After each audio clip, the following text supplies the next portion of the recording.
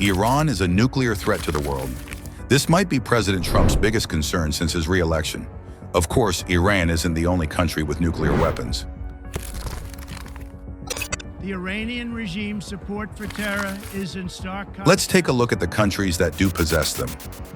Russia, 5,977. USA, 5,428. China, 350. France, 290. UK, 225. Pakistan, 165. India, 160. Israel, 90. North Korea, 20. Fun fact, 2 of these bombs were dropped on Japan during World War II. By the way, how many nuclear bombs does Iran have? Wait, why isn't Iran even on this list? Iran claims its nuclear program is solely for peaceful purposes, like energy production and scientific research. Who actually believes Iran doesn't have a bomb?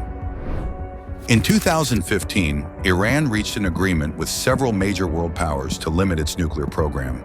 This deal is known as the JCPOA, Joint Comprehensive Plan of Action. However, 3 years later, in May 2018, the U.S. withdrew from the deal. On paper, Iran had complied with all its commitments and received multiple verifications from the International Atomic Energy Agency, IAEA. Yet Trump argued that under what he called a rotten and corrupt monitoring system, preventing Iran from reaching a nuclear bomb was impossible. He criticized the inspections despite Heiko Maas, Germany's former foreign minister, stating in a press conference with Rafael Grossi, "Despite the COVID-19 pandemic, the IAEA maintained the world's most robust transparency and monitoring system regarding Iran." Moreover, Iran voluntarily implemented measures not required by the deal, such as the additional protocol, as a goodwill gesture. Today, Iran's nuclear activities remain under IAEA supervision, and no evidence of nuclear weapons development has been found. Meanwhile, just a few kilometers away from Iran, Israel, despite international pressure, has never signed the Nuclear Non-Proliferation Treaty, NPT.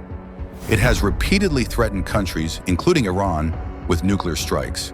In practice, it has also used its military force against defenseless civilians in Gaza, carrying out what many call genocide, without any fear of consequences or meaningful condemnation from international organizations.